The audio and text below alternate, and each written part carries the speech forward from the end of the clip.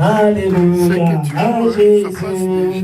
Alléluia, Alléluia, Alléluia à Jésus.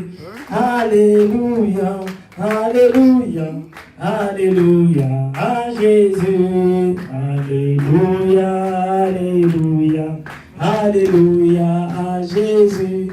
Alléluia, Alléluia, Alléluia à Jésus. Alléluia, Alléluia, Alléluia. Oh, Alléluia, Alléluia, Alléluia à Jésus. Alléluia, Alléluia, Alléluia. Oh, Zambelanga, Zambenayo, Zambena biso nyonso. Alléluia, Alléluia, Alléluia. Oh, Zambelanga, Zambenayo, Zambena biso nyonso. Alléluia, Alléluia, Alléluia à Jésus. Alléluia. Yemba Hosanna, Yemba Masiah, Yemba Hosanna, Yemba Masiah, Yemba Hosanna, Yemba Hosanna, Yemba Masiah, Yemba Hosanna, Yemba Masiah. Alléluia, Alléluia. Tu vas maintenant élever ta voix pour bénir ce Dieu-là, celui qui t'a permis encore aujourd'hui d'être sélectionné parmi les vivants. Tu vas aller lui dire un mot parce qu'il est bon. Commence à prier. Seigneur Dieu Tout-Puissant, nous te sommes très infiniment reconnaissants, Papa. Tu es le Dieu d'amour, le Dieu du Saint. Parce que, Seigneur, la vie n'a pas de formule. La santé n'a pas de formule. Et la liberté n'a pas aussi de formule. L'homme peut tenter en donner des formules et des définitions. Mais Seigneur, toutes ces définitions, ce sont des définitions, Seigneur, qui ne tiennent pas route. Parce que l'homme se trouve confronté, Seigneur de gloire, aux circonstances de la vie. Seigneur, nous voyons ici, ensemble, c'est parce que tu nous as encore prêté ton souffle de vie. C'est parce que, Seigneur, tu nous as sélectionnés parmi les vivants. C'est parce que, Éternel, tu nous as encore choisis parmi ceux qui sont libres pour jouir de cette liberté. Oh mon Dieu, ceux qui sont sur les lits des hôpitaux, Seigneur, n'est pas parce que ce sont des personnes qui sont remplies de péché et que nous ici, nous sommes des personnes qui sont saintes, mon Dieu Tout-Puissant.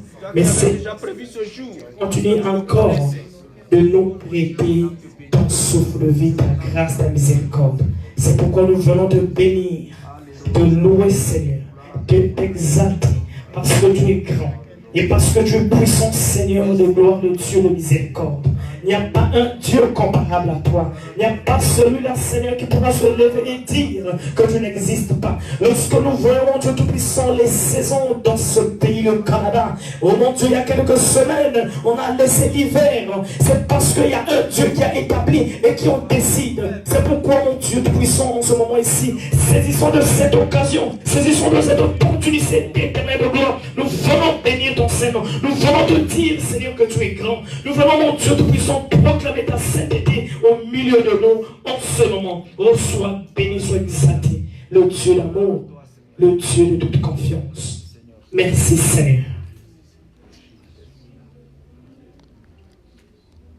Nous allons maintenant confier cette famille,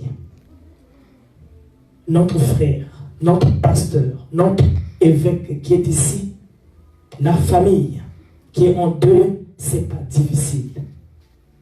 Les hommes peuvent venir les supporter. On peut souhaiter des condoléances. Mais pour cela, ne peuvent rien remplacer à la vie d'une personne qui était si chère à cette famille qui nous a quittés. Mais le vrai consolateur, c'est le roi des rois. C'est lui qui console. Il dit il n'y a pas de délivrance dans ce combat. C'est ce qu'il dit dans Ecclésiaste 8:8.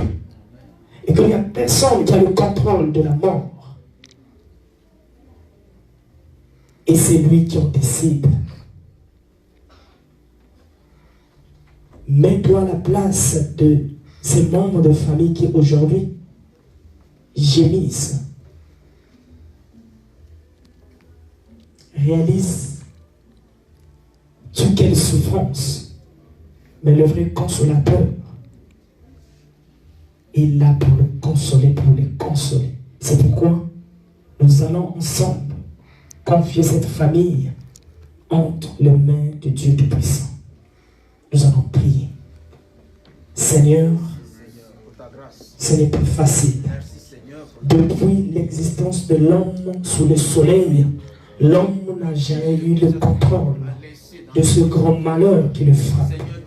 L'homme en cherche des solutions, mais il n'y arrive pas, Seigneur Dieu Tout-Puissant. C'est pour dire c'est quelque chose que l'homme n'a pas le contrôle et la maîtrise. Seigneur, c'est toi qui sais poncer les plaies de l'intérieur de nos cœurs et de cœurs qui gémissent, qui pleurent. C'est pourquoi, mon Dieu, nous venons te confier ton serviteur et toute la famille qui a été frappée de ce grand malheur. Ô Seigneur de gloire, pour que tu puisses les supporter, les consoler, les rappeler que chaque personne a une date de naissance et une date où elle doit laisser des hommes. C'est ça le parcours d'une personne sous le soleil. Ô Seigneur, soutiens chaque membre de cette famille. Soutiens la communauté. Soutiens les connaissances, les amis, afin que mon Dieu puisse ta consolation soit la seule pour mon Dieu puissant.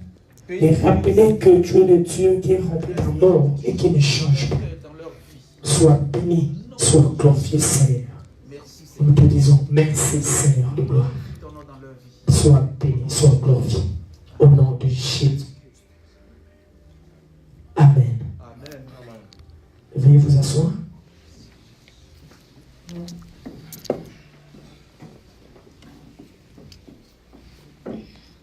Sans plus tarder, nous sommes ici non pas pour un culte vraiment, un culte de prière, mais plutôt pour venir nous recueillir à la mémoire de notre très chère mère, grand-mère, qui nous a quittés.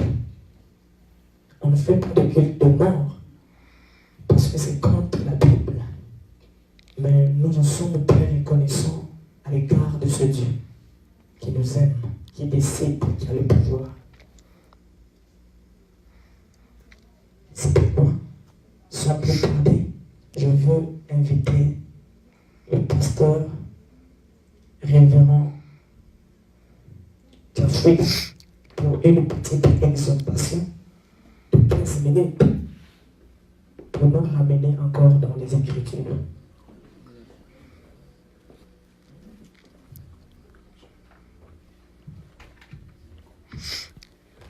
Minutes ou 150 minutes.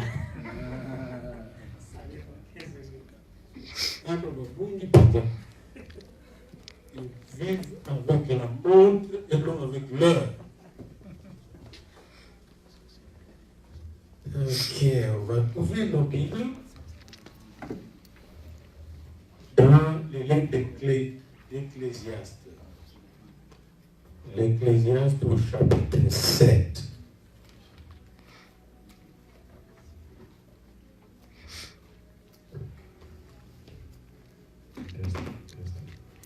Ecclésiaste chapitre 7.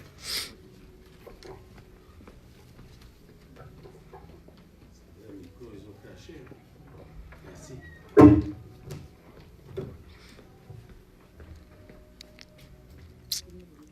Et bien-aimés dans le Seigneur, avant de prier, de méditer la parole, je voudrais vous dire combien cette mort de notre maman nous touche. Parce que moi, je connais mon frère, l'évêque Damien, ici présent, en ligne. Comme nous sommes dans l'époque de la technologie, il ne me voyait pas comme ça. Mais il me connaissait de mon nom, par mon travail que le Seigneur m'a donné de faire dans notre beau pays que nous avons laissé derrière nous, pour nous, il y a plus de 20 ans. Et j'ai constaté, j'ai réalisé pendant tout le temps qu'on correspondait avec lui, que c'était vraiment ce qu'on appelle un épiscopos. Un épiscopos dans le Nouveau Testament, vous savez que l'Église a été laissée aux apôtres quand Jésus est parti, et il nous a laissé ces apôtres pour veiller sur nous, pour veiller sur le troupeau. Parce que n'oubliez pas, quand Jésus est parti, Judas a vidé toute la caisse, il n'y avait plus rien. Il a laissé une église en banqueroute, Jésus, sans bâtiment ni quoi que ce soit. Et alors il a laissé 12 personnes, plus de femmes qui étaient nombreuses là, plus nombreuses peut-être que les hommes. Aujourd'hui, ce soir, c'est étonnant qu'il y ait plus d'hommes que de femmes. C'est la première fois que je vois une église où il y a plus d'hommes que de femmes. Souvent, ce sont elles qui nous battent. Et cette église qui était nourrie par les femmes, parce que ce sont les femmes qui supportaient le ministère de Jésus. Luc 8, 1 à 3. C'est les femmes qui supportaient le ministère de Jésus. Cette église était donc entre les mains, de bonnes mains, des gens nés de nouveau, qui au jour de la Pentecôte étaient remplis du Saint-Esprit. Les 120, puis vous savez, toute la multiplication qui est exponentielle. Et ce qui caractérise cette église, c'est que chacun veillait l'un sur l'autre. Prenez soin de l'autre. Ça, c'est l'évêque. L'évêque, c'est l'épiscopos. Il prend soin de l'autre. En fait, nous devons veiller les uns sur les autres, prendre soin les uns sur les autres, parce que c'est le seul commandement que Dieu nous a donné. Aimez-vous les uns les autres, comme je vous ai donné. Je n'ai pas encore commencé à prêcher là. Et c'est important, bien aimé, de le savoir. Et à côté des évêques, le Seigneur a suscité des diacres qui prenaient soin du matériel, et des anciens, comme votre ancien qui venait de prier. C'est les anciens, ce qu'on appelle presbytéroi, en grec. C'est des gens qui devaient gérer directement les affaires locales, parce que souvent les évêques qui étaient des apôtres allaient d'une église à l'autre, d'une ville à l'autre, pour fonder leurs œuvres de Dieu. Et ça, c'est exactement le travail que l'évêque Damien faisait au Congo pour les églises de réveil. Il veillait sur les troupeaux, puis implantait des églises. Mais ce qui est très frappant de cet homme, c'est pourquoi j'en parle avant de lire la parole et de prêcher, c'est qu'il a reçu de sa mère, parce que j'ai suivi un peu la biographie de sa mère jusqu'à son enterrement, sa sépulture aujourd'hui. J'ai un peu lu la biographie de maman Thérèse Makimwana Makuiza. Cette maman a pris soin comme un évêque, une bergère, de ses enfants et d'autres enfants depuis la mort de son mari en 92. Il était encore jeune, lui. Il en a pris soin et personne d'entre eux n'a échoué. Et personne d'entre eux n'est loin du Seigneur. Tous sont convertis et tous sont sauvés. Et leur maman, et lui est devenu le pasteur de sa maman. Et ils ne se sont pas arrêtés là. Ils ne me connaissaient pas moi. Mais il a pris soin de mes deux sœurs, ma grande sœur qui est née en 47 et ma petite sœur qui est née en 56. Il en prenait soin avec sa femme. Et moi, je n'étais pas là. Ça, c'est l'éducation et l'onction qu'il a reçue de sa mère, qui fait qu'il aimait servir. Il a pris soin non seulement de prisonniers, mais de familles. Comme pour ma famille, j'étais comme mort. J'étais loin de cette famille. Mais il était comme un frère, un grand frère, pour ma grande sœur. Lui qui est né après nous, mais il est devenu comme un grand frère là-bas. Il me représentait. Et quand sa femme s'est présentée à la maison, la famille était très très heureuse. Et quand j'ai appris la mort de sa mère, j'étais triste. En même temps, j'étais reconnaissant envers Dieu, qui nous a donné une maman qui a su élever des gens dans l'amour, dans la foi et dans l'espérance, et qui est devenue une mère de plusieurs autres enfants dans le Seigneur. Et c'est important avant de méditer la parole que vous ayez un peu cet arrière-plan que je ne peux pas vous donner en 15 minutes. Nous célébrons ici le départ vers le ciel parce que nous savons où il est allé. Luc 6, Luc 16, 19 à 31 nous le donne clairement. Nous, quand nous mourons les enfants de Dieu, nous savons qu'il y a deux portes. Il y a les uns qui vont au séjour des morts, ça c'est leur problème, parce qu'ils ont refusé celui qui est le chemin, la vérité, la vie. Nous avons le choix aujourd'hui. Mais il y a ceux qui vont dans le paradis de Dieu, là où Jésus se trouve. Il a dit au bandit qui était à sa droite, aujourd'hui même, tu seras avec moi dans le paradis. Lui a demandé à Jésus de se souvenir de lui quand il viendra dans son royaume. Jésus dit non, aujourd'hui même. Aujourd'hui même. Parce qu'il a ouvert la porte du paradis. Et dans Luc 16, nous voyons Lazare qui se trouve au paradis. Pas dans le séjour des morts. Le séjour des morts pour ceux qui sont morts. Ceux qui sont séparés de Dieu. Nous, quand nous mourrons physiquement, nous allons au paradis de Dieu attendre le grand jour où il y aura de nouveaux cieux et une nouvelle terre. Alors, nous célébrons le départ de cette héroïne de la foi. Je n'ai pas honte de dire que c'est une géante de la foi. Hein? Comme un peu mon père et ma mère qui se réveillait à 5 heures du matin, louer le Seigneur. Et moi, j'étais encore un petit enfant.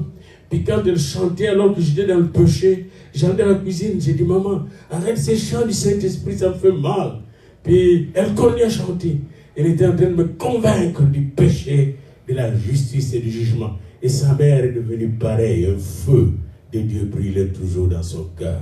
C'est pourquoi j'aimerais, dans les 15 minutes qu'il m'est donné, vous faire un peu méditer sur 4 petites choses que j'ai vues à travers la biographie de cette mère. J'ai essayé de lire, encore cet après-midi, j'ai regardé la biographie de ta maman. Quelle femme, quelle femme. Et la prière et le message que l'évêque a envoyé à sa famille, quelle élévation. Vous voyez qu'ils sont des gens qui sont de notre niveau. C'est simple, mais il y a un autre niveau. Le niveau de l'esprit. Le niveau de Dieu. C'est un autre niveau. Hein? La mort ne nous dit plus rien. Ça devient un gain, mourir. Alléluia. Alors j'aimerais méditer avec vous juste 4 petites choses et puis ça sera fini, nous allons prier. Seigneur notre Dieu, viens avec ton onction nous toucher et nous préparer nous aussi pour notre rencontre avec toi dans le royaume éternel. Et c'est au nom de Jésus que nous prions. Amen.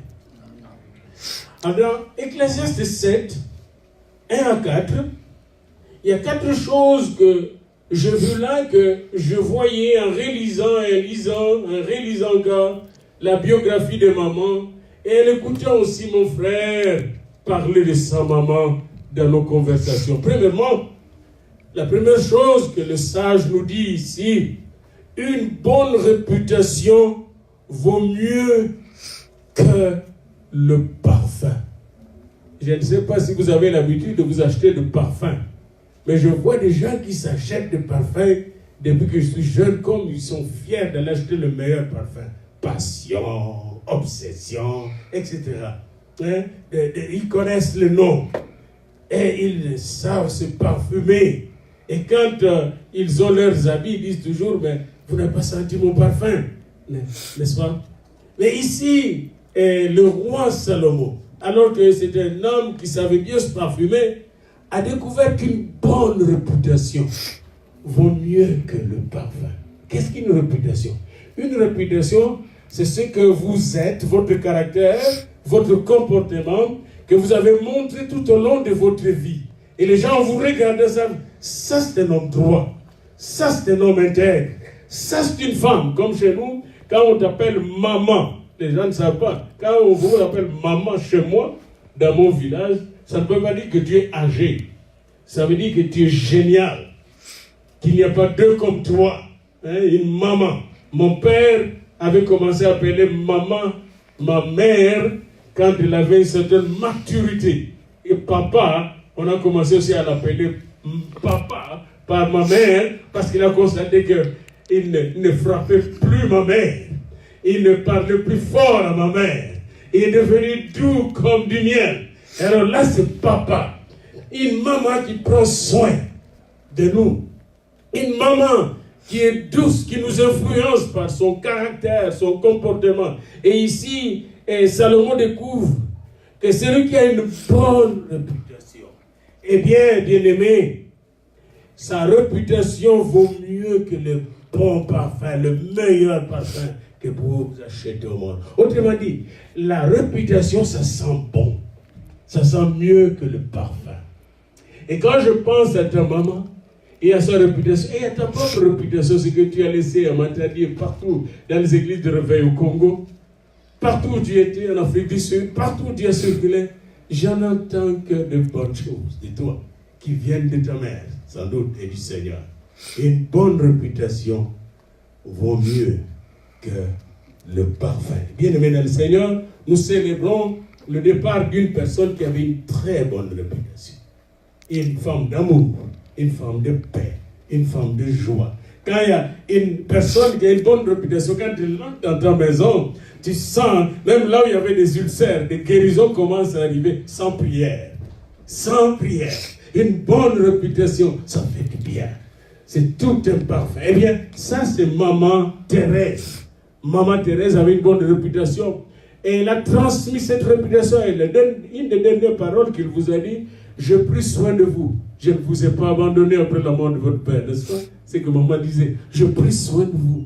Quelle bonne réputation. Il y a des mamans qui abandonnent leurs enfants. J'ai vu des mamans qui abandonnent leurs enfants, qui ne s'occupent pas de leurs enfants. Elle a élevé ses enfants et chacun d'eux a tout un diplôme. Il n'y a personne qui a été abandonné dans la rue. Et en plus de cela, tous sont à Jésus.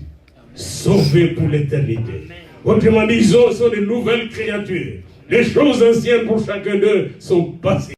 Vaut mieux que le jour de la naissance. Savez-vous que quand j'étais né, je me rappelle encore, ma mère m'a dit, j'étais né, elle m'a mené à la maternité. À ce moment, la maternité commençait en 52. On m'a mené à la maternité et moi je suis né sur la route.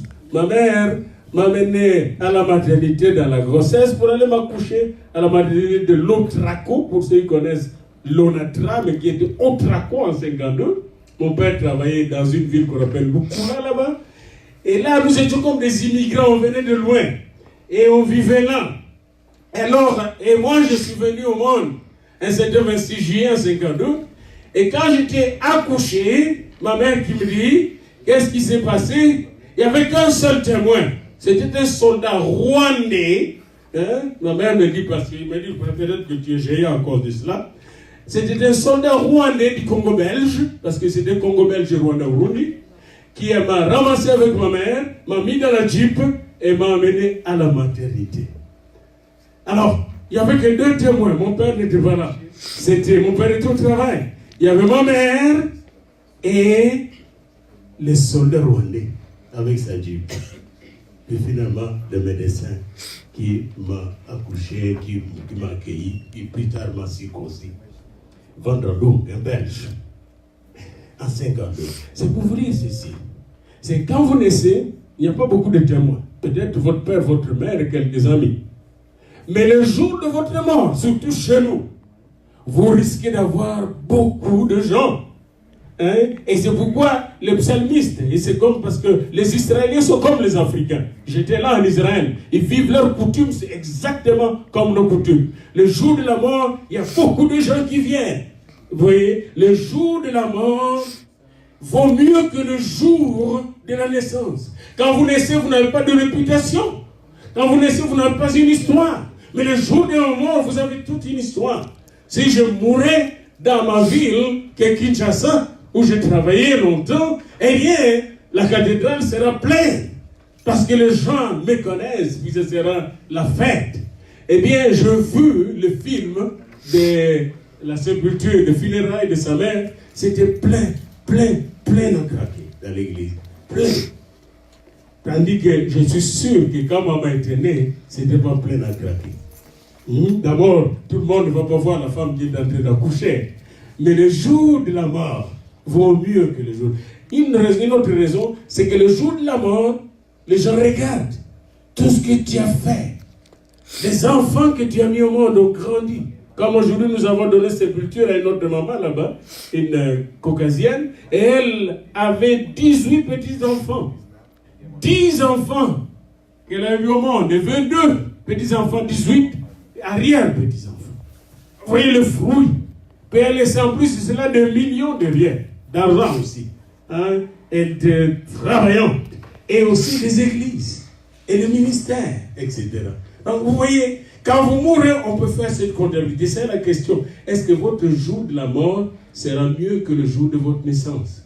Tout dépend de ce que vous faites avec Dieu. Si vous, avec Dieu, vous faites des exploits, eh bien le jour de votre mort sera mieux que le jour de votre naissance. Qu'est-ce que vous faites de votre vie? Maman Thérèse nous apprend beaucoup. Voilà un monument qu'il nous a donné. Et je suis très fier de toi, pasteur Damien. Très fier de toi et de ce que maman fait parce que Jésus est en toi.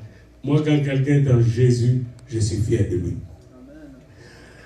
Mieux vaut aller dans une maison de deuil que d'aller dans une maison de festin. Cette maman avait l'habitude de visiter les gens qui étaient malheureux. Vous savez, il y a des gens, si vous êtes malheureux, ils ne vous visiteront pas. Prenez votre église ici, je ne sais pas vous êtes combien. Mais si vous avez 2-3 000 personnes dans l'église, vous allez voir le nombre de gens qui vont vous inviter et vous envoyer des lettres pour venir ici. Mais quand vous commencez une église, parce que moi je suis un church planter, hein, je plante les églises depuis que je suis jeune, et mon père aussi est un church planter. Vous commencez une église, 2-3 personnes, personne ne vous voit. Dès que vous avez 100 personnes, ici les chèques commencent, les gens vous cherchent, parce qu'il y a la joie. Mais il n'y a pas beaucoup de gens, personne ne vous voit. Mais nous savons que là où 2 ou 3 sont réunis en mon nom, il est là, Jésus est là. Bien aimé dans le Seigneur, la même chose. Il y a des gens, quand vous êtes dans le malheur, ils ne vous voient pas. Sauf s'il est vraiment votre ami. Mais la Bible nous dit ici, mieux vaut aller dans une maison de deuil que d'aller dans une maison de festin. Moi, j'ai vu quelqu'un, pendant le festin, il venait de marier sa fille en Belgique, il est rentré dans la joie, puis il disait des blagues autour de la table, il festoyait, un gros bonhomme, un beau type. Pendant qu'il parlait, ses frères, il est mort. Il est mort, la méningalium a été fini. Le cœur s'est arrêté, net. Une autre sœur, qui était bien en train de mettre le gâteau d'anniversaire de sa fille au four, pas loin de ce gâteau, plus tard après, en train de se réjouir. Nous allons prendre le gâteau de l'anniversaire. Pendant qu'elle attendait le gâteau, elle est morte. Elle est morte. La Bible est très sage. Elle nous dit, mieux vaut aller dans une maison de deuil que d'aller dans une maison de festin. Car c'est la fin de tout homme. Quand vous voyez quelqu'un mourir, cela vous dit que vous aussi, vous allez un jour mourir. Moi aussi, je veux mourir. Personne ne peut échapper à la mort. Alors la seule chose qui peut nous donner la victoire sur la mort, c'est la vie qui vient de Jésus-Christ. Et quand vous allez dans une maison de la mort, et quand je vois mon frère ici, il essaie de se dominer. Mais je suis sûr qu'il est comme moi. Moi, je pleure souvent quand je perds quelqu'un de la famille. Je veux pleurer dans ma douche. Et j'ouvre ma douche, j'ouvre fort l'eau pour que ma femme ne m'écoute pas. Et mes enfants, quand ils étaient jeunes, maintenant ils sont vieux, ils sont tous partis, nous sommes restés 2, ça c'est bon. Je peux pleurer encore quand je suis seul. Parce que les hommes n'aiment pas pleurer en public. Nous voulons montrer que nous sommes sérieusement forts. Mais on n'est pas si fort que ça. Quand on est touché, on est fracassé, on est fracassé. Et je suis sûr que quand mon frère pense à sa mère, il pleure, il crie dans son cœur. Il a besoin de consolation. Et quand vous allez dans une maison de deuil, vous avez cette opportunité de consoler l'autre, d'encourager l'autre. Parce que nous avons été consolés. Moi-même, j'étais consolé par le Seigneur. J'avais 19 ans. Je ne connaissais pas bien le Seigneur quand j'ai perdu ma mère. J'avais 19 ans. Mais le Seigneur m'a consolé d'une façon miraculeuse. Il m'a donné des bénédictions qui m'ont consolé plus tard. Puis une femme fidèle qui m'a consolé plus tard. Puis des bons enfants qui m'ont consolé plus tard. Jusqu'à ce que cette blessure de la mort de ma mère fût guérie. Nous avons besoin de nous consoler les uns les autres. C'est quand vous allez dans une maison de deuil que vous apportez cette consolation. C'est quand vous allez dans une maison de deuil que vous apportez cette paix que nous avons besoin dans des temps difficiles. Vaut mieux aller dans une maison de deuil que d'aller dans une maison de festin, car c'est là la fin de tout homme. Et celui qui vit prend la chose à cœur. j'ai pris cette chose à cœur. Je suis arrivé ici à 6h juste, 18h juste. Et j'ai pris ça à cœur. Parce que c'est ma jeune maman. Elle était plus jeune même que moi, en âge. Et Seigneur, comme j'aurais voulu la voir, me dire merci à ma tante. Je me préparais pour aller finalement faire un petit voyage au Congo, comme les visas coûtent moins cher maintenant. J'ai dit, mais c'est temps de faire un tour là. Mais là, voilà que maman est partie. Je ne saurais le voir. Mais je veux voir maman à travers de ses enfants. Amen. À travers chacun de nous, on peut voir son père, sa mère, sa soeur, son frère. Le caractère de traduire cela. Et enfin, je ne veux pas aller loin, mais je vais vous dire une chose très importante. Le cœur des sages, verset 4, est dans la maison de deuil, et le cœur des insensés dans la maison de joie. Quand Salomon parle comme ça, il faut savoir ce que Salomon, c'était d'abord un gars qui a fait le fou dans sa vie. Il avait combien de femmes? Vous avez 700 femmes, 300 concubines. Et il avait 1000 au total à sa disposition. Donc il savait la joie. Et puis quand c'était des bars, c'est pas comme des petites bars comme ça ici. Moi quand j'ai grandi dans une ville où il y avait des vrais bars. Ici il n'y a pas de bar. Les bars là, les bars, surtout au temps colonial, étaient construits entre le lieu où les gens travaillaient et là où ils allaient pour se loger. Comme ça, quand ils avaient leur salaire, ils allaient tout verser au bar, aux femmes et à la boisson, les maisons de joie. Et ces maisons existent.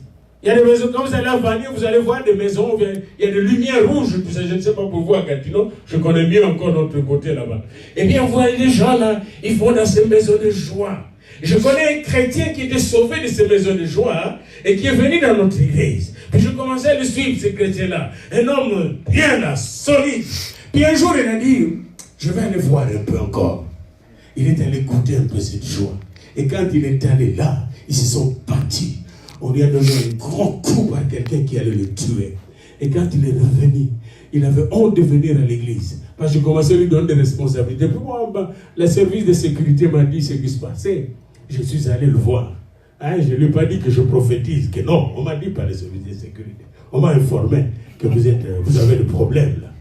Il m'a dit, comment vous le savez? Je dis, mais j'ai un service de sécurité qui m'informe. Je suis père de famille. Et là, je vis comment la joie qu'il avait s'était transformée en malheur. Il était plein d'enflure. On allait presque le tuer, ce gars-là. Il était parti dans une maison de joie. Et là, c'était la misère, c'était le problème.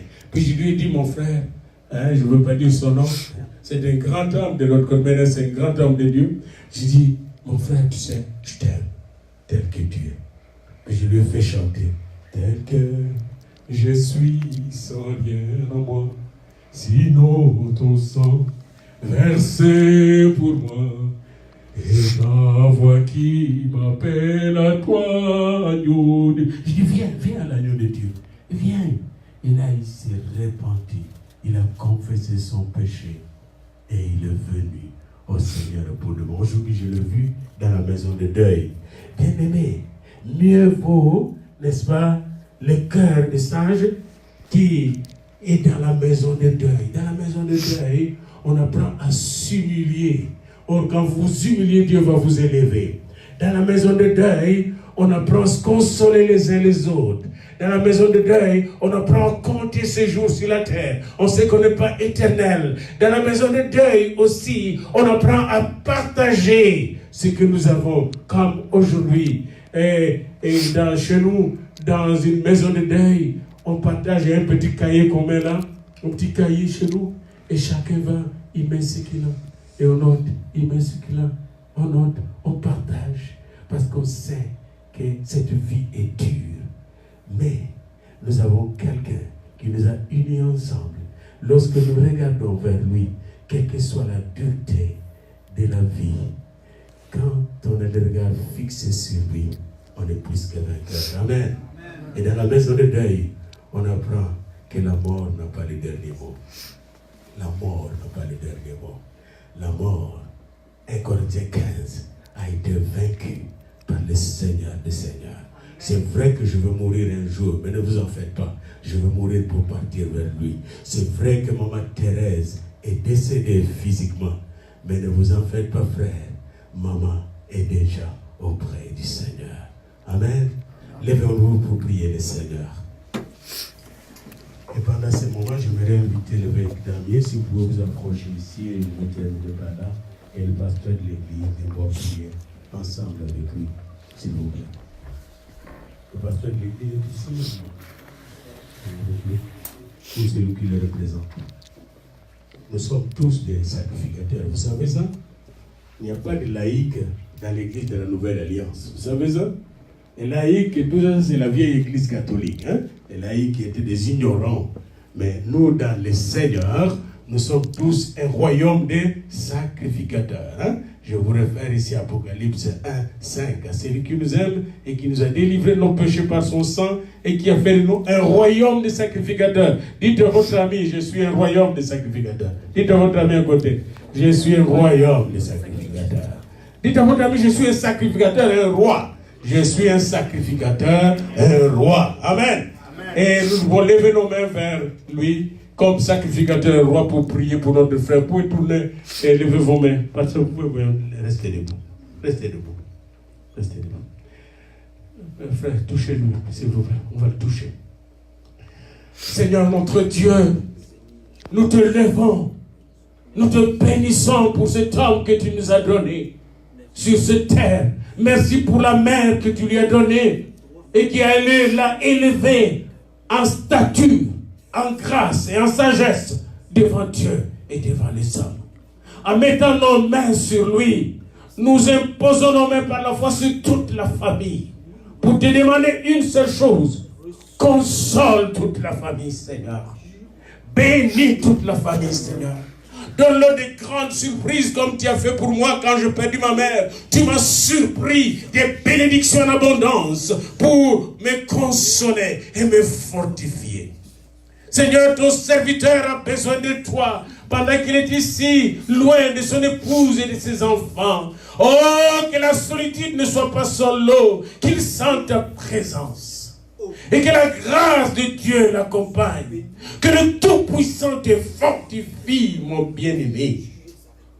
Et que le Dieu de gloire te conduise de victoire en victoire. Que la consolation du Saint-Esprit te soit accordée maintenant et à jamais. Père, nous t'adorons, nous t'élevons. Merci parce que tu écoutes toujours nos prières.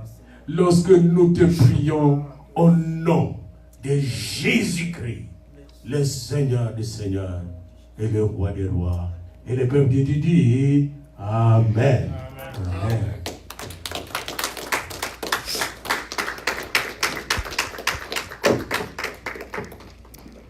Bon, 15 minutes.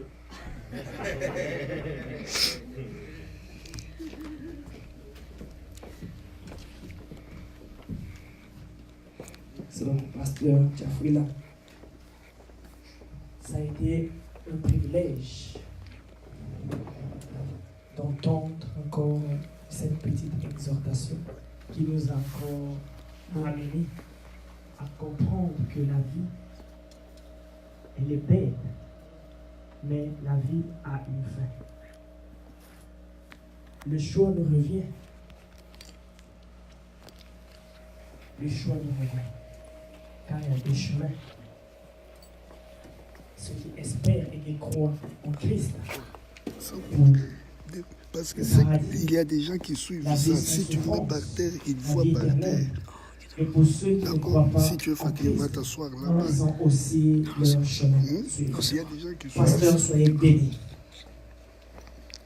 Amen.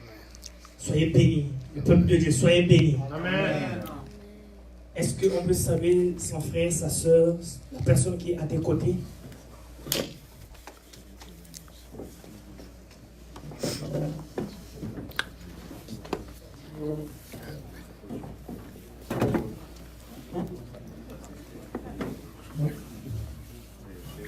Tu as tout filmé? Tu es fatigué?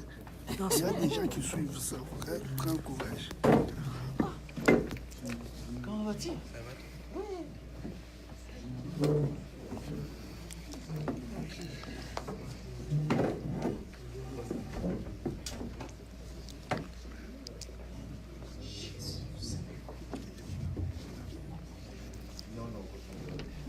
Et sans plus tarder, je vais inviter le bishop Damien pour nous donner le témoignage de notre chère mère Thérèse, notre grand-mère qui nous a quittés. Veuillez vous asseoir, s'il vous plaît.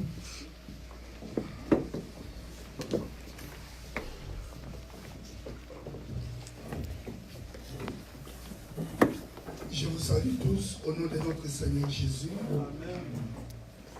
Ma joie est grande de vous voir dans cette grande ville ou contrée Ottawa-Gatineau qui contiendrait des milliers de gens, mais de ces lots-là, des milliers de ce peuple qui habite cette contrée. Vous êtes les rares qui constituent ma famille.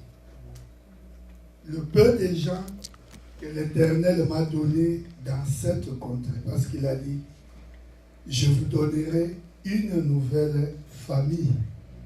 Et je l'expérimente parce que quand j'ai appris le décès de ma mère, dans la chair, je n'avais personne de direct peut-être dans cette contrée. Mais heureusement que vous êtes là. Certes, d'autres personnes se sont excusées. Une ou deux, peut-être, je peux dire maximum une dizaine. Mais pas beaucoup. Mais vous voir console mon cœur et me réconforte aussi. Il y a un qui, quand il s'excusait, je lui ai dit merci beaucoup. Mais nous devons seulement comprendre que dans la vie, il y a des événements qui ne se répètent pas. Parce que, du moins pour mon cas, jamais je n'aurai encore une autre mère qui mourra un jour et qu'on organiserait un programme à son honneur ou à sa mémoire. Jamais. C'est-à-dire, vous voir, c'est un sacrifice. J'ai vu même qui ont changé de programme, à l'instar de mon frère Marco, qui savait notre rendez-vous. Mais ils m'ont dit, parce que la réunion, l'autre est là, on peut la reprogrammer. Mais la situation de ta maman, nous ne pouvons plus la reprogrammer. Que Dieu vous bénisse parce que vous êtes là.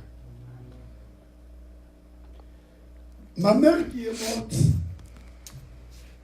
fut ma confidente.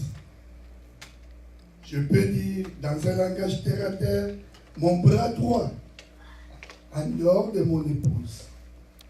Elle connaît des noms. Marco, elle connaît. Papa Diafrila, elle connaît. Guy, tout mon entourage, ma ceinture, même là où j'ai commencé à travailler, elle connaît les noms.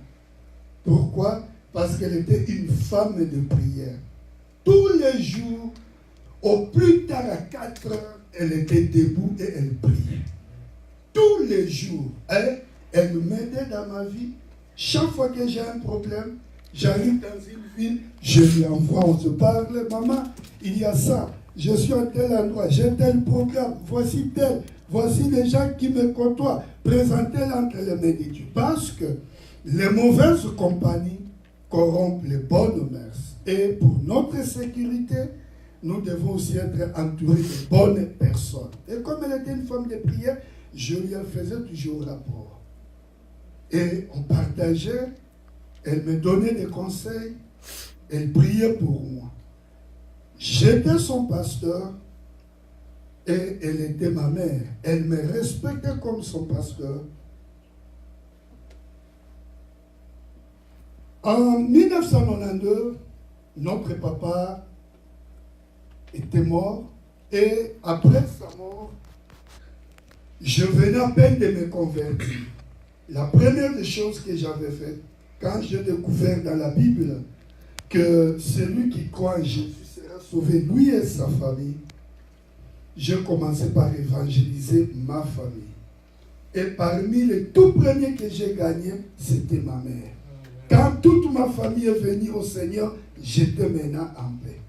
Mais c'est aussi le début de problème. Nous sommes allés à Matadi. La vie n'a pas été facile. Chez nous au Congo, pour ceux qui ne connaissent pas, ou ne viennent pas du Congo, quand le papa meurt, la famille vient vous dire, ils prennent tout, ils vous abandonnent. On a été abandonnés. On n'avait rien parce que c'était un fonctionnaire. Et la vie a été un peu difficile. Mais ce qui nous avait touché, la maman avait encore de l'âge. Elle était belle, jolie. Elle pouvait, comme d'autres femmes, se remarier.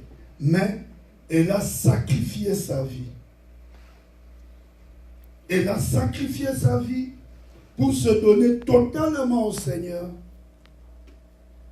Vendre même des petites choses, juste pour vivre honnêtement. Et de ce lourd ou de ce travail, Dieu nous a visités. Dieu m'a béni. J'ai pris la relève. J'ai aidé tous mes petits à étudier, à se positionner dans la vie. Et j'ai mis aussi la maman en sécurité. Elle aimait réellement le Seigneur. Active dans les intercessions, dans la prière et dans les partenariats. Le peu d'argent qu'elle recevait parfois de ses enfants éparpillés, dès qu'elle apprend qu'il y a un besoin dans l'œuvre de Dieu, elle donne. Elle envoie. Mais quand on m'a appris que, quand je suis venu ici, jamais dans ma tête je ne pensais qu'elle allait mourir. Je savais seulement qu'on allait se voir un jour, soit au Congo, soit elle viendra ici.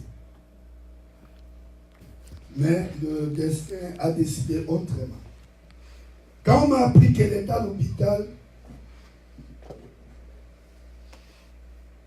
la veille de sa mort, quand nous parlions au téléphone, je sentais dedans de moi qu'on lui donne de l'argent. J'ai appelé mon épouse, j'ai dit, Louise, prends de l'argent, donne à maman. Ça, ce n'est pas pour les médicaments, mais qu'elle achète ce qu'elle veut, ou un sucré, ou quelque chose. Donne-lui seulement cet argent comme ça.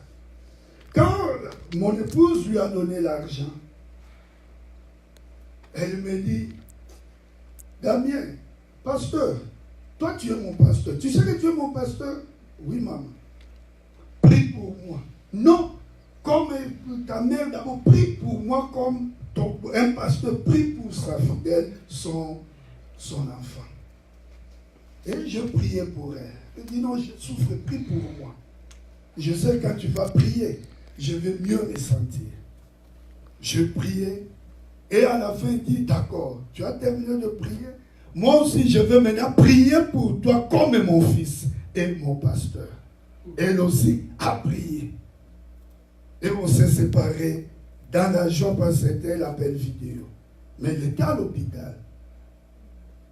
Je suis parti dans mon job. C'était difficile parce qu'elle était à l'hôpital. Mon épouse était en permanence là-bas. Et à la fin de la journée, on m'appelle que non, elle est morte, elle est partie auprès du Seigneur. C'était un coup dur.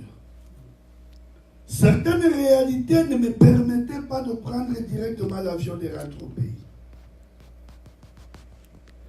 Je me retrouvais devant deux embarras. Un côté, comme le pasteur, le docteur Diafoula l'a dit, dans ma chambre, je pleurais. Parce que j'ai senti ce vide-là. Une personne qui partageait tous mes programmes. Elle savait déjà. La plupart là sont mes collègues, nous travaillons avec eux. Quelques-uns, je les ai déjà invités. Je leur ai dit un dimanche, on va se retrouver, on va parler de Jésus. Et ils m'ont dit oui, si nous ne sommes pas à Montréal, nous serons là. Elles connaissent. Maman, j'ai parlé à tel. Nous avons des rendez-vous de prière. on va prier. Physiquement, elle ne connaissait pas, mais des noms, elle connaissait.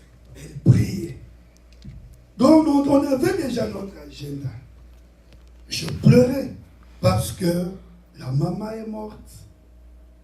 La personne qui était là, ta conseillère, ton intercesseur, ta mère est morte. Mais il y avait aussi cette joie-là. La joie parce que elle est partie auprès du Seigneur. Elle a achevé sa course. Cette joie-là de voir une personne que tu as amenée au Seigneur aller tout droit auprès du Seigneur, consacrer sa vie, réussir sa vie sur cette terre. Elle était une femme modèle. Je l'ai vu même au pays quand je suivais les images. C'est comme maintenant aussi par la technologie. Et aussi nous suivent. Au Congo, ils nous suivent. Donc, comme moi aussi je suivais, eux aussi nous suivent. Quand je regardais les images, j'ai vu depuis 92 jusqu'à aujourd'hui, presque 25 ans, le nombre de gens venant de la famille de mon père qui sont venus à Matane. Ils ont fait plus de 365 km. 365 km au Congo, ce n'est pas comme ici au Canada. Au Canada, 2 heures, vous êtes là. Mais là-bas, il faut compter 5 heures. Les conditions ne sont pas les mêmes. Mais ils ont tout arrêté pour venir l'honorer. Pourquoi? À cause de son témoignage. À cause de cette bonne odeur qu'elle répandait. Elle était un agent de paix, de réconciliation entre les familles. Elle pesait dans la famille de mon défunt papa. 25 ans après, ils sont venus une dizaine. Non, parce que peut-être que nous sommes des politiciens, bien qu'on a beaucoup d'argent, qu'au retour on va leur donner de l'argent. Non, parce qu'elles ont cru à cette dame-là qu'il faut descendre l'honorer. Vous savez, mes bien-aimés, c'est comme vous. Il y en a qui peuvent me faire des interacts parce que je suis éprouvé. Mais la priorité dans la vie, ce n'est pas d'abord l'interact, mais c'est ta présence. C'est un sacrifice. Je vais donner un exemple. Vous voyez la baleine dans l'eau et que cette baleine est blessée. Elle est en train de pleurer. Qui verra ses larmes?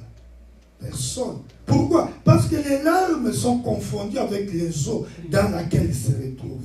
Mais elle pleure au-dedans d'elle. C'est pas facile. Une personne avec la technologie, donc tous les jours vous êtes ensemble, physiquement séparés, mais la technologie vous aide un peu à être ensemble. Mais subitement, elle nous a aidés à croître dans le chemin du Seigneur. Elle n'avait pas froid quand elle me voit peut-être déraper, parce que je suis une personne. Elle m'appelait poliment pour me faire revenir dans les 3 chemins. Que non, ce que tu fais là, non. La façon que tu as repris telle personne à l'église, ce n'est pas correct. Tu pouvais beau l'appeler au bureau et l'aider. Donc, elle était aussi une conseillère pour moi. Elle nous a aidés à rester dans le Seigneur, à marcher dans la voie du Seigneur. Elle nous a appris la crainte de Dieu. D'un côté, elle jouait son rôle de maman. D'un autre, ce rôle-là d'enfant de Dieu, de servante de Dieu, d'intercesseur. Elle aimait le Seigneur. Elle le servait par des sacrifices. C'est aussi une interpellation pour nous. La mort existe. Ce n'est pas parce que nous sommes dans un pays développé qu'elle n'est pas là. Le docteur Dafila m'a dit la journée, ils étaient encore dans un autre deuil. Les accidents, nous suivons les informations. Les incendies, la mort existe. Il y a ces rendez-vous-là quelque part. La mort n'a pas peur de président. Moi, au Congo, j'ai vu un président en fonction, en exercice, mourir. Kabila le père. J'ai vu des grands généraux, des grands dictateurs, des Saddam Hussein,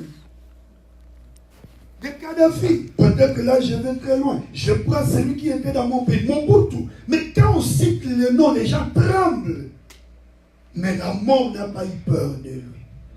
Des grands pasteurs. Je suivais une fois là, dans les informations, en Haïti, tremblement de terre qui ramasse des gens, même dans le palais présidentiel. C'est-à-dire la mort existe. Ce sont des moments d'interpellation pour nous. J'aime les commentaires des collègues des services le matin, Moïse. Il partageait avec les autres quand je leur rappelais l'invitation. Il a dit, l'argent, nous les chercherons toujours. L'argent, on les cherche toujours. Mais, il y a un temps qu'il faut se poser la question. D'où je viens? Où suis-je? Où est-ce que je vais? À tout moment, faire des introspections, faire des check-ups spirituels, vérifier sa vie. Si je mourais aujourd'hui, Maman Thérèse, les cultes, nous ne parlons plus d'elle, c'est fini. La Bible dit il est réservé aux hommes de mourir une seule fois. Après quoi vient le jugement. Son problème, c'est avec Dieu. Mais du moins, par rapport à son témoignage, nous croyons qu'elle a réussi. Dans le jugement dernier, elle va satisfaire parce qu'elle a marché avec Dieu. Mais nous, quand notre tour arrivera, où serions-nous? Réjouis-toi, jeune homme. Fais tout ce que le cœur te demande. Nous pouvons manger, nous pouvons boire, nous pouvons nous amuser, c'est pas mauvais. Mais un jour, Dieu nous demandera des comptes. C'est pourquoi j'encourage toujours les gens. Même quelqu'un m'a dit, parce que tu travailles, j'ai dit, depuis le Congo, je suis un pasteur, mais je me travaille. Il y en a d'autres qui écrivent des livres, il y en a d'autres qui sont des chanteurs. Mais tout en gardant ma foi, que la mort de cette héroïne de foi, cette dame, nous interpelle.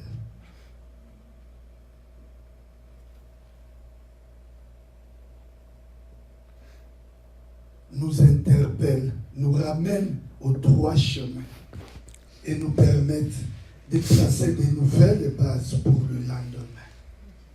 Parce que hier c'était son tour, demain ça sera peut-être les nôtres, qui sait? Parce que jamais je m'attendais ou j'avais cela en tête qu'elle pouvait mourir. Elle était née en 1950. Le 25 décembre 1950, elle est morte trop jeune, à 69 ans. Mais attention, c'est ici qu'elle est trop jeune. Mais au niveau du Congo, 69 ans, tu entres déjà dans les surplus.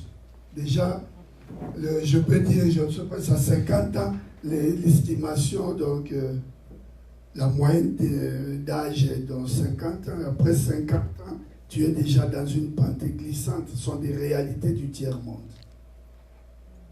Elle était mariée légalement et dans la famille, nous sommes à 8. 5 garçons et 3 filles. Donc, je suis l'aîné matriculé 001.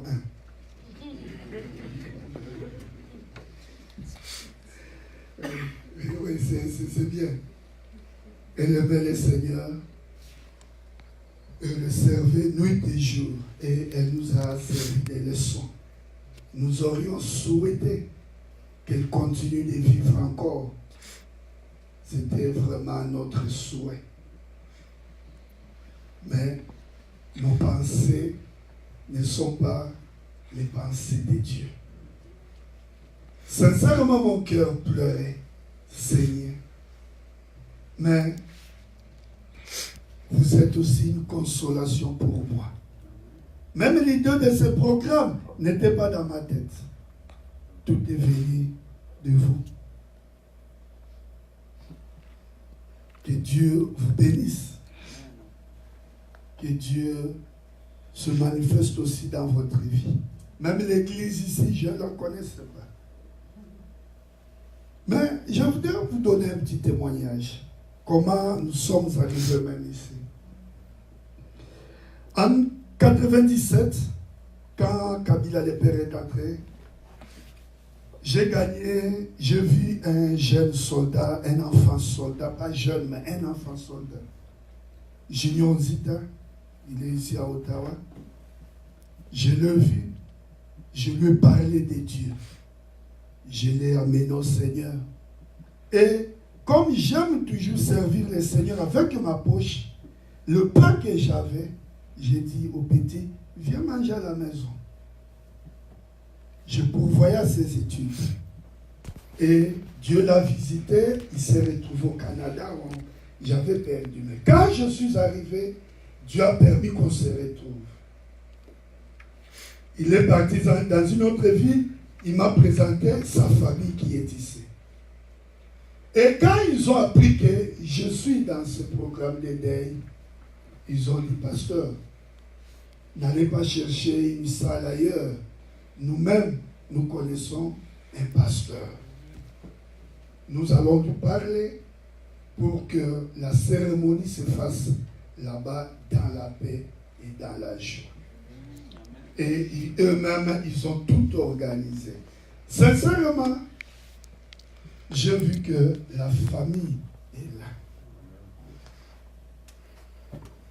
Quand j'ai eu quelques petits problèmes, dans mon langage, le jour que vous m'entendrez dire j'ai des grands problèmes, ne me laisse pas partir. Retenez-moi. Essayez un peu de connaître ce quoi pour m'aider. Parce que moi, quelle que soit la grandeur du problème, je le vois toujours petit. Parce que j'ai par contre un grand Dieu. Alors je ne peux pas donner au problème une grande place.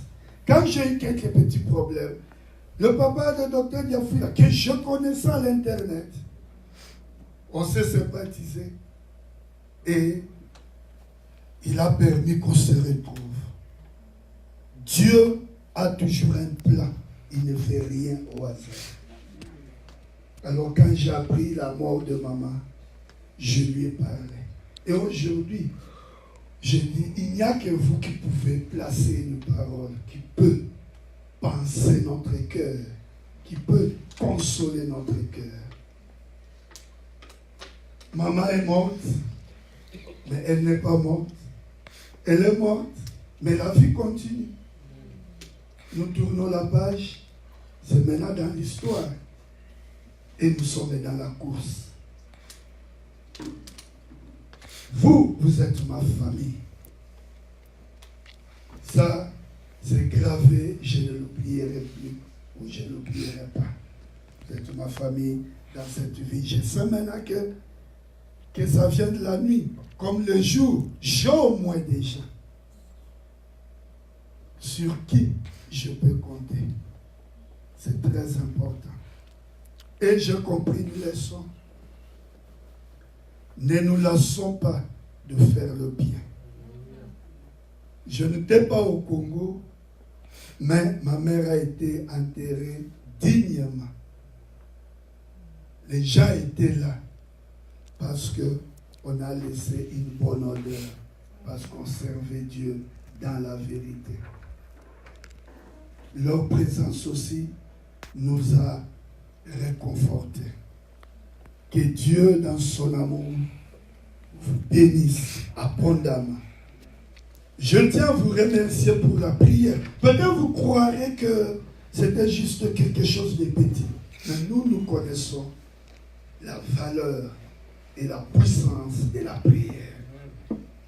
Tout ce que vous avez dit, croyez que Dieu l'accomplira dans ma vie et dans ma famille. Mes frères, mes sœurs qui participent participe aussi avec nous dans ce programme. Il fait déjà très tard au Congo, je crois 2h du matin. Mais ils ont tenu à être des nôtres. Vous n'êtes pas seul.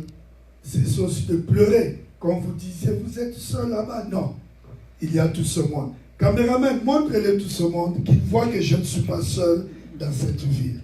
Qu'il y a aussi un monde ici. Il y a des Ivoiriens, il y a des Congolais, il y a des Vénézuéliens, des Colombiens, les amigos, des Colombiens, il y a des Portugais, il y a des Québécois, il y a des Haïtiens. Donc, oui, Haïti, ça a toujours été dans notre programme d'intercession. Si maman pouvait entendre, elle connaît malheureusement, elle n'attend pas. Elle sait qu'on priait depuis le tremblement de terre. Ça fait plus de 5 ans comme ça qu'on a mis Haïti dans notre agenda de prière. Je disais toujours, un jour, j'irai en Haïti. Et Dieu m'a donné aussi des Haïtiens qui m'amèneront là-bas. Si je n'arrive pas en Haïti, Dieu te demandera des comptes. Nous irons en Haïti non pour aller dans des boîtes de nuit, mais pour amener la parole de Dieu. Toi-même, tu parleras des frères. Tu leur parleras de l'amour de Dieu. Tu leur parleras de Jésus. Tu leur parleras de ce que tu as vu en Jésus. Comment il a changé ta vie, comment il a béni ta vie. Vous savez, mes jeunes frères, je vous vois ici au Canada, dans des belles bagnoles, belles voitures. Vous avez de l'argent. C'est une grâce de Dieu. Mais s'il faut rentrer un peu en arrière dans l'histoire, vous verrez qu'il y a aussi des aïeux ici qui ont payé les prix pour que vous soyez bénis aujourd'hui. Les prix dans l'évangélisation. Ils sont venus dans le tiers-monde, en Afrique, en Amérique latine. Plusieurs sont morts pour apporter la bonne nouvelle, pour servir Dieu. Et Dieu, dans sa fidélité, il bénit votre pays. N'arrêtez pas cet élan-là. Vous aussi, continuez dans leur chemin. Moi aussi, je suis jeune. C'est pourquoi je me suis... Aujourd'hui, j'ai refusé de porter le noir. Pour ne pas toujours montrer que je suis en deuil. Non, je suis dans la joie. J'ai dit, je veux bien me saper, porter quelque chose là comme si j'allais dans une fête. Pour moi, c'est une fête. J'ai mis ma veste au lieu d'être en noir là, comme si, non. La mort, c'est aussi de l'espérance pour nous qui avons Jésus. Donc, je voudrais que cela entre aussi dans mes amis. Nous en parlerons davantage. Tout en cherchant l'argent, mais d'un côté aussi, nous parlons de Dieu. Et vous verrez, quand on associe Dieu dans la recherche de l'argent, il devient fantastique. Amen. Ouais, pour terminer, je voudrais vous remercier tous, en commençant par le pasteur. La nuit, il est venu me voir à la maison. Il s'est excusé parce qu'on a toujours des agendas. Il avait déjà un rendez-vous calé qu'il ne pouvait pas décaler. Raison pour laquelle il n'est pas physiquement, mais il a délégué l'ancien qu'il soit là et l'évangéliste. Merci au docteur Diafrila, à maman Hélène. Merci à vous tous, à la famille des Juniors, tout le monde. Mon ami, nous venons avec lui de Matadi. Dieu, dans son amour, a prévu qu'on se retrouve ici, même l'autre ici. Nous étions à Matadi. Et la nouvelle famille. Mon papa là-bas, papa Serge, je l'ai connu aussi à l'Internet. Et il est devenu un papa pour moi. Chaque fois qu'il était au Congo, il était à la maison. Et quand je me suis retrouvé ici, je suis aussi avec lui. Il vient de très loin, mais il a dit, je dois être là. Mes collègues aussi, avec qui nous sommes ensemble, que Dieu vous bénisse, parce que vous avez cancellé votre programme de la soirée pour être là. C'est ça l'amour. L'amour n'est pas seulement en parole, mais l'amour c'est aussi un acte. Nous n'aurons pas cet événement 2 fois, 3 fois. C'est fini. Dose unique. Permettez-nous, dans l'amour du Seigneur, à la fin de ce programme, ne sois pas pressé. Accepte de partager avec nous ce breuvage et ce morceau de pain dans l'amour du Seigneur. C'est une consolation. Vous savez, vous avez aussi consolé ma famille parce qu'ils disaient toujours, tu es seul là-bas. Comment tu te retrouves? Tu es seul. Mais du moins, ils ont vu que je ne suis pas seul. À plus de Dieu, j'ai toute une famille, non seulement des Congolais, mais multiculturelle, multinationale. Que le Dieu d'Israël, le Dieu vivant, le Créateur du ciel et de la terre, c'est Dieu qui a permis que nous nous connaissions, vous fasse du bien, vous bénisse, qu'il pourvoie vos besoins, qu'il fasse de plus le jour que vous aurez aussi besoin des autres, comme ce fut le cas pour moi. Merci, shalom.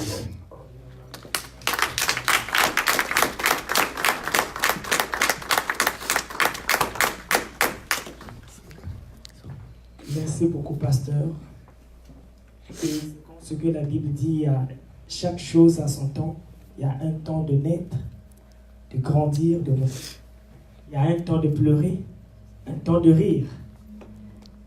C'est pourquoi nous avions quelque chose. Nous avons des repas qui sont préparés là pour nous. On va les partager ensemble pour continuer toujours à montrer à notre frère, notre collègue, notre pasteur, notre évêque que nous sommes toujours à ses côtés et on sera toujours à ses côtés. C'est pourquoi je vais inviter l'ancien de l'église, le frère Séverin, pour bénir le repas et puis nous allons nous servir.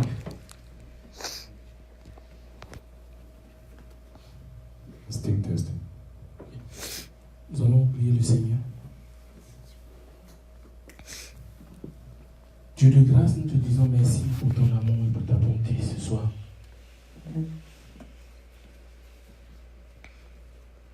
Béni sois-tu pour notre présence que tu as permis, pour ta parole, source de vie, qui nous ranime, qui nous restaure, qui nous fortifie.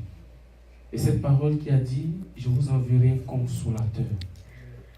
Merci pour le consolateur que tu pourvois pour l'occasion à notre frère, celui-là même qui est capable de nous faire oublier les douleurs. Je prie ce soir que tu nous permettes d'oublier les douleurs et que tu nous donnes à notre frère la capacité d'être consolé, de se laisser consoler, de se laisser restaurer, de se laisser affermir par la grâce de Dieu, par le Saint-Esprit. Merci pour ce peu que tu nous donnes de partager. Ta parole déclare que quand nous sommes rassemblés en ton nom, tu es présent pour nous faire du bien. Et tu permets toutes les occasions pour que ton nom soit élevé. Merci Seigneur, notre Rédempteur. Sois béni. Bénis ce repas. Sanctifie-le. Bénis notre retour à la maison. Je prie ce soir, Seigneur, pour tous ceux qui sont présents ce soir, par compassion, par affection, mais qui ne t'ont pas encore connu personnellement. Oh Dieu, cette occasion, c'est le moment pour eux, par cette parole que tu nous as envoyée ce soir, de comprendre ton amour dans leur vie, et qu'ils se donnent à toi, et qu'ils comprennent que la vie d'un homme ne dépend pas de ses biens, même quand il est dans l'abondance. Dieu de grâce, bénis les pas de chacun ce soir. Ramène-nous en paix et en joie. Et bénis le reste de ce moment. Au nom de Jésus. Amen. Amen. Sans plus tarder, merci une fois de plus pour votre présence. Nous vous invitons à table. Je crois bien que le service de protocole est déjà prêt. Je vous souhaite bon appétit. Que Dieu vous bénisse. Et bon retour à chacun. Après le repas. Amen. Merci beaucoup.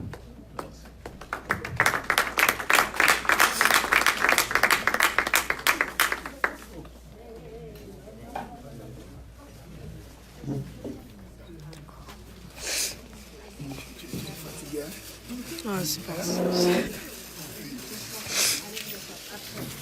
C'est chaud.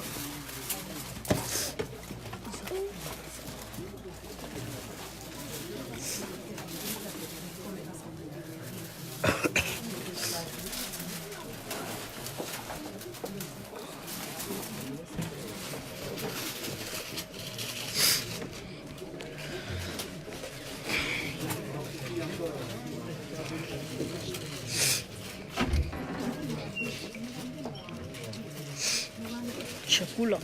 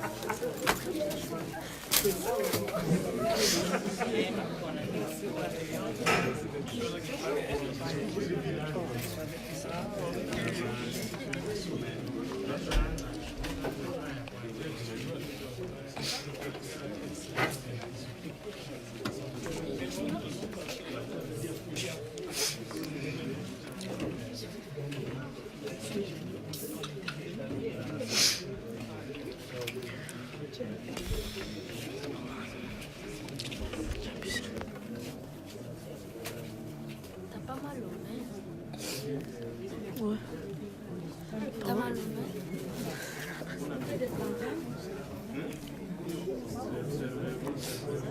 Ouais, j'ai mal à la main, c'est n'importe quoi. C'est pas juste. On est plus petit. Quand même. Quand même quoi? Ils ont dit, donne-leur fin de pause. Je sais pas comment faire pause. Faut passer en direct. Terminé, ça c'est terminé. Il faut...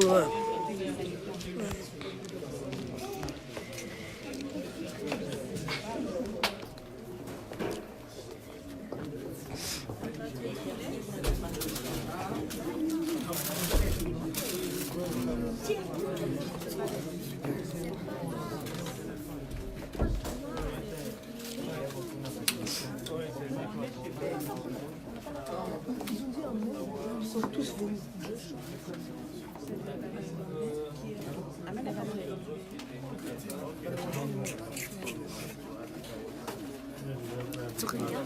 Oh, j'ai mal. Oh là là.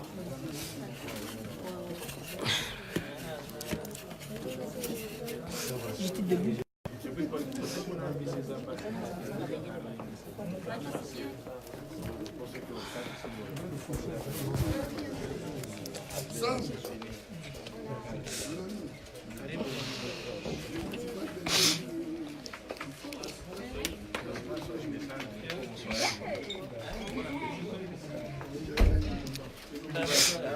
Inasikika deja, imetoka inasikika.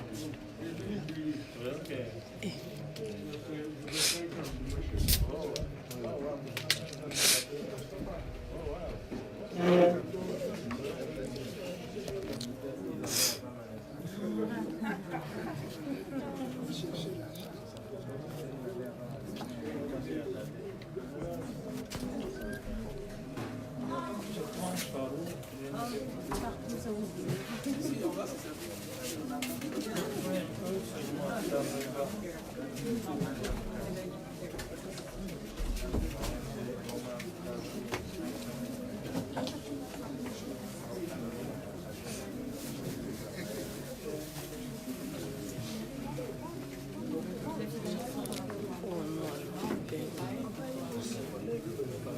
marche.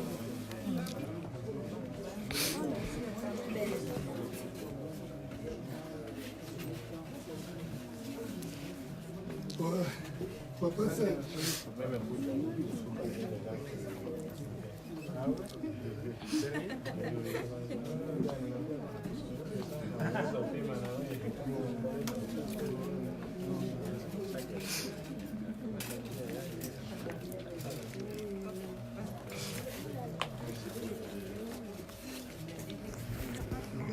Laisse-moi même, je termine.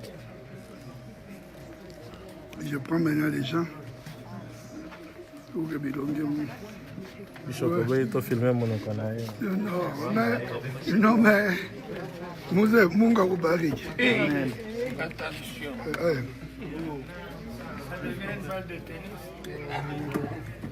Mangez vite, revenez, on en a assez.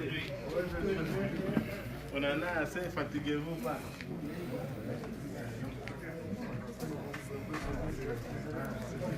Amigo. Amigo, ¿cómo estás? Bien.